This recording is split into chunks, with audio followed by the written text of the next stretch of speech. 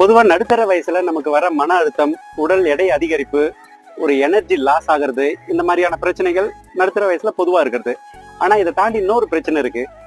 பசி தூண்டுதல் மூலமா அதிகமா உணவை எடுத்துக்கொள்ள வேண்டிய கட்டாயம் ஏற்படுது. அதனால உடல் எடை அதிகரிக்கிறதையும் நம்ம பார்க்க முடியுது. அதுக்கு காரணமான ஒரு ஹார்மோன் NPY, நியூரோபெப்டைட் ஒய் அப்படின்ற ஹார்மோன்.